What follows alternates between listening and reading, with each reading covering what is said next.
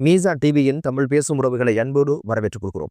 வசீம் தாஜுதீனுடைய படுகொலை குறித்தும் கஜ்ஜாவுடைய படுகொலை குறித்தும் 16 வயது மதிக்கத்தக்க கஜ்ஜாவுடைய மகன் பேசிய அனைத்தும் அவனாக பேசல, அவனாக எழுதல. பேஸ்புக்ல ஒரு போஸ்ட் போட்டிருந்தாரு, ஊடகங்களுக்கு கருத்து சொல்லியிருந்தாரு. இவை அனைத்தும் எனது சாட்சியத்தை மறைப்பதற்காக உண்மைகள் வெளிவந்துவிடும் என்ற அச்சத்துல மஹிந்த ராஜபக்சங்களுக்கு விசுவாசமானவங்க அல்லது கபில திசாநாயக் என்று சொல்லப்படுறவரு அல்லது எனது கணவனுடைய குடும்பத்தை சேர்ந்தவங்க இந்த சதியை செய்திருக்கலாம் என்பதுதான் எனது விமர்சனம் அப்படின்னு ஒரு விஷயத்த சொல்லி இருந்தா. என்னதான் இருந்தாலும் உயிரிழந்த எனது 2 குழந்தைகளுக்கு நியாயம் வேண்டும் என்ற ஒரு விஷயத்தையும் அவ அதுல சொல்லி இருந்தா. அவ சில விடயங்களை முன்னிறுத்தி இதுக்கான எடுகோலாக இவைகளை சொல்றா. அந்த எடுகோல் என்ன அப்படின்னு பாத்தீங்கன்னா, கபில திசாநாயக்கையுடைய மகளை எனது மகன் விரும்பி கொண்டிருந்தாரு. இவங்களுக்குள்ள ஒரு காதல் உறவு ஓடிக்கொண்டிருந்தது. பல சந்தர்ப்பங்கள்ல கபில திசாநாயக்க எனது மகனையும் எனது கணவரையும் படுகொலை செய்வதாக மிரட்டியிருந்தாரு.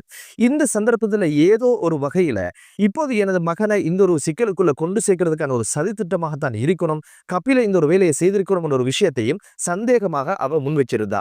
2வது விஷயம் என்ன அப்படின்னு பாத்தீங்கன்னா, எனது கணவருடைய குடும்பம் இந்த ஒரு விஷயத்துல எனது மகனை உள்ள கொண்டு வந்து என்னுடைய சாட்சியங்களை மறைத்து ஏதோ ஒரு வகையில கணவருடைய குடும்பம் இப்போது என்ன பழித்திக்க ஆரம்பிச்சிருக்கிறாங்க அப்படிங்கிற ஒரு விஷயத்தையும் சொல்லாம சொல்வதாகத்தான் பார்க்க முடியுது. அடுத்த ஒரு விஷயம் என்ன அப்படின்னு பாத்தீங்கன்னா, எனது மகன் ஒழுங்காக பாடசாலைக்கு போகல. அதிபற்ற பல முறைகள் நான் வேண்டிக் கொண்ட விஷயம் தான், இவனுக்கு அறிவுரை கூறுங்க, பாடசாலைக்கு வாரத்துக்கான ஏற்பாடுகளை செஞ்சு கொடுங்க அப்படின்னு பல்வேறு விஷயங்கள் நான் சொல்லியிருக்கிறேன். எனது மகன் பெரிதளவுல படிச்சவனாக இல்ல, அவன் எப்படி இந்த பேஸ்புக்ல இவ்வளவு அழகாக நேர்த்தியாக 10-15 வருடங்களுக்கு முன்னால நடந்த சம்பவம் குறித்து துல்லியமாக இவன் பேசுகிறான் என்ற ஒரு சந்தேகம் எனக்குள்ள இருக்குது. எனவே இவன் இப்படி எழுதக்கூடிய ஆற்றல் உள்ளவனோ இப்படி பேசக்கூடிய ஆற்றல் உள்ளவனோ கிடையாது. இவனுக்கு பின்புலத்துல யாரோ ஒரு சக்தி வேலை செய்து ஒர்க் பண்ணுது அப்படிங்கிற ஒரு விஷயத்தையும் சொல்லியிருந்தாங்க.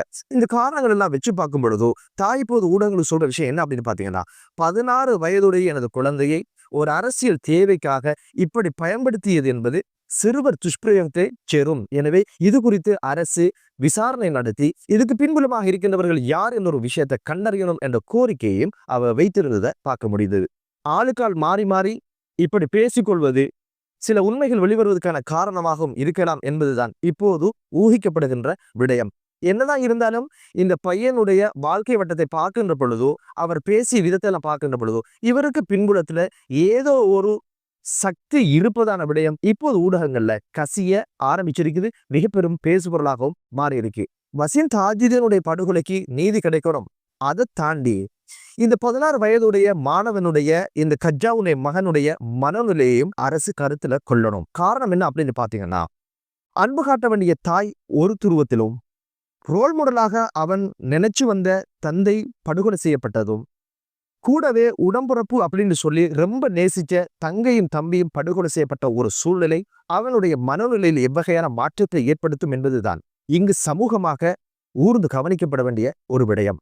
காரணம் என்ன அப்படின்னு பாத்தீங்கன்னா, பாதாள குழுக்களோட இணைஞ்சி பெரும் தாதாக்களை மாறியவங்க கேல்பத்ர பத்மையாக இருக்கலாம், மாக்கந்துர மதுஷாக இருக்கலாம், அனைவருமே பாதாள குழுக்களோட இணைஞ்சதுக்கு ஒரே ஒரு காரணம், என் தந்தையை கொண்டவனை பழிதிக்கணும் அப்படின்ற ஒரு கோஷத்தோடையும் ஒரு கோரிக்கையோடையும் ஒரு இலக்கோடையும் தான் உள்ள வந்தாங்க. எனவே இவனை சுற்றி இத்தனை விடயங்கள் நடந்து முடிஞ்சதாக இருந்தால் நிச்சயமாக பாதாள குழுக்களிலே இணைந்து இவனும் பழிதிக்கின்ற ஒரு தாதாவாக மாறிவிடுவானோ என்ற அச்சம் இருக்கிறதுனால அரசு இந்த குழந்தை விஷயத்தில் முறையான கல்வியை கொடுக்கிறதோட ஒழுக்க விழுமியங்கள் உள்ள ஒரு குழந்தையாக மாற்றுவதற்கான வழிகளை அரசு செய்ய வேண்டும். அடுத்த செய்தி என்ன அப்படின்னு பாத்தீங்கன்னா, தொடர்லாங்க பொட்டி அக்கா என்று சொல்லப்படுகின்ற போதை வியாபாரங்களோட சம்பந்தப்பட்ட இந்த அக்காவினுடைய 5 கோடி பொறுமதியான சொத்துக்களை சட்டவிரோத சொத்து குவிப்பு விசாரணை பிரிவினர் முடக்கம் செய்த சம்பவம் நேற்று பெரும் பரபரப்பை ஏற்படுத்தியிருக்கு.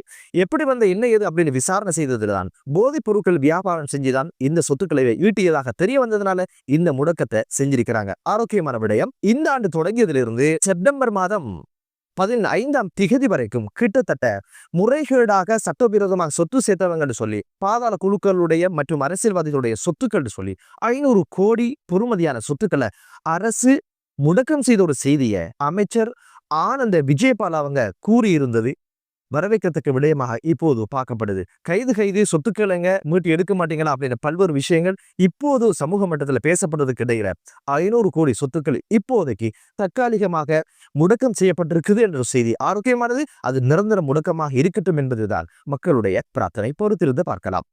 அடுத்த செய்தி குறித்து பார்க்கலாம். அதுதான் செய்திக்கு அழகு சேர்க்கிறது தான் சம்பத் மனம்பேரியினுடைய செய்தி. மிக பரபரப்பான செய்தி. சம்பத் மனம்பேரி சம்பந்தப்பட்ட செய்தி என்ன அப்படின்னு பாத்தீங்கன்னா, 16 வருடங்களுக்கு முன்னால மஹிந்த ராஜபக்ஷ அவர்களுடைய பாதுகாப்பு பிரிவில் இவர் கடமையாற்றுகின்ற சந்தர்ப்பத்துல ஒரு அரிசி லொரிய மறித்து 10 லட்சம் பொறுமதியான அரிசிகளை கொள்ளையிட்ட சம்பவம் குறித்து கொழும்பு மேல் நீதிமன்றத்துல குற்றப்பத்திரிகை தாக்கல் செய்து வழக்கு விசாரணைக்கு வந்திருக்குது.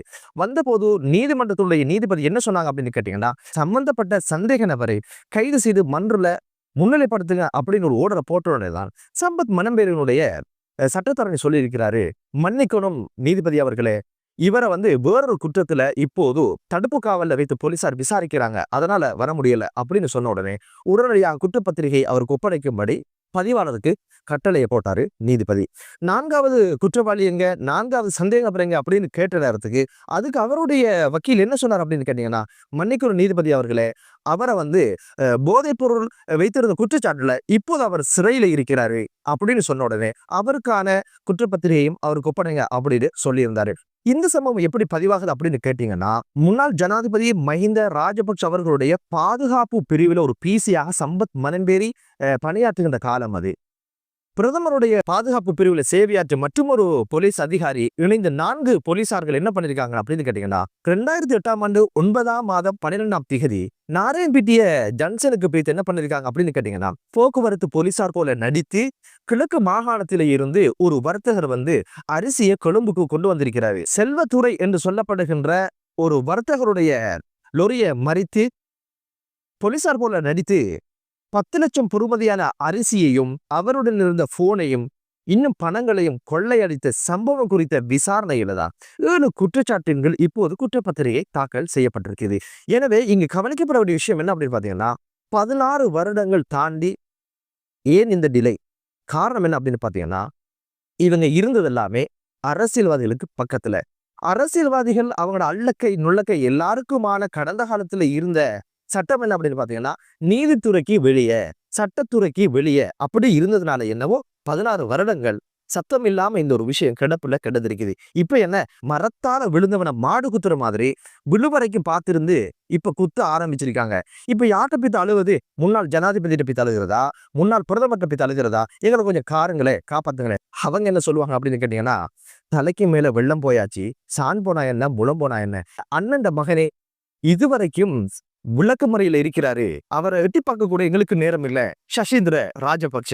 இப்படி இருக்கும்போது சம்பத் மனம்பேரியெல்லாம் பாதுகாக்கிற இடத்துக்கு ராஜபக்ஷ குடும்பங்கள் வருமானு கேட்டா இல்லை என்பதுதான் யதார்த்தமான ஒரு விடயம்.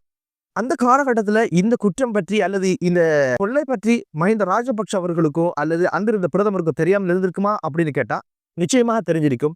அவர்களுடைய ஆசீர்வாதம் கிடைக்கும், பாதுகாப்பு கிடைக்கும், அரண் கிடைக்கும் என்ற திமிரில தான் இது போன்ற அடாவடித்தனங்களை செய்ய ஆரம்பிச்சிருக்காங்க.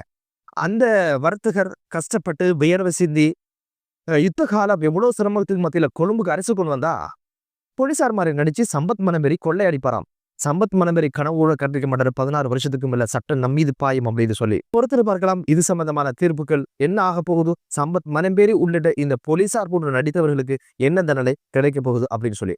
அடுத்த செய்தி என்ன அப்படின்னு பாத்தீங்கன்னா, மொனராகல போலீஸ் பிரிவுக்கு உட்பட்ட ஒரு பிரபலியமான ஒரு பாடசாலைக்கு மொனராகல போலீஸ் பிரிவை சேர்ந்த ஓவைசி அவங்க ஒரு சர்வதேச சிறுவர் தின நிகழ்ச்சிக்கு போயிருந்தாராம். அங்க மாணவர்கள் நடவடிக்கை எல்லாம் தவறாக இருப்பதாக கணித்து அல்லது சற்று வித்தியாசமாக இருப்பதனால மாணவர்கள் அணுகி சாதாரணமான ஒரு விசாரணை தொடங்கி இருக்கிறார். என்ன ஏதுன்னு கேட்டதுக்கு, ஏது மோதையில் பயன்படுத்துறீங்களா அப்படின்னு கேட்டதற்கு கள்ளங்கப்படம் இல்லாத உள்ளங்கள் இல்லையா, அவங்க சொல்லியிருக்கிறாங்க, மதன மோதிர அப்படின்னு ஒரு குழியை பயன்படுத்துறோம், அது யாரு தாராங்க அப்படின்னு சொல்லி போலீசார் கேட்டிருக்காங்க.